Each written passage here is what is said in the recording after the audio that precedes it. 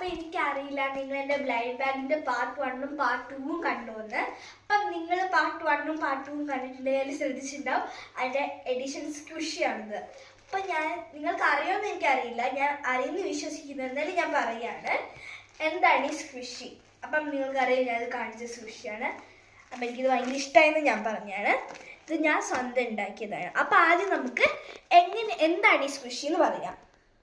Okay, ഈ squishy എന്ന് വെച്ചാൽ ഇങ്ങനെ സോഫ്റ്റ് ആയി പോലത്തെ ഒരു സാധനമാണ്. ഒരു ഉദാഹരണത്തിന് നമുക്ക് ഇത് പറയാം, അല്ലെങ്കിൽ എക്സാമ്പിൾ ഇത് പറയാം.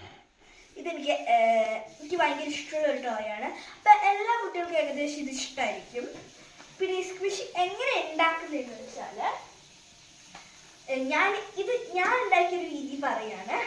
ഞാൻ 2 ടിഷ്യൂ പേപ്പർ എടുത്തു, അത് രണ്ടും ഒരുമിച്ച് വെച്ചു.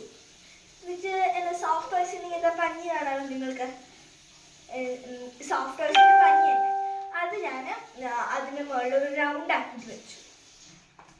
എനിക്ക് റൗണ്ട് ഷേപ്പ് കിട്ടണമെന്നായിരുന്നു ആഗ്രഹം. മീൻസ് എങ്ങനെയോ സ്ക്വയർ എനിക്കറിയില്ല അതെങ്ങനെയായെന്ന്.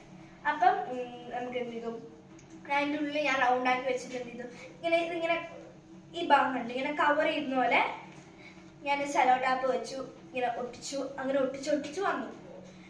ഒരു എളുപ്പപ്പണിക്ക് ഞാൻ അങ്ങനെ ചെയ്തതുകൊണ്ടാണ് ഇതിങ്ങനെ സ്ക്വയർ ആയിട്ട് വന്നത്.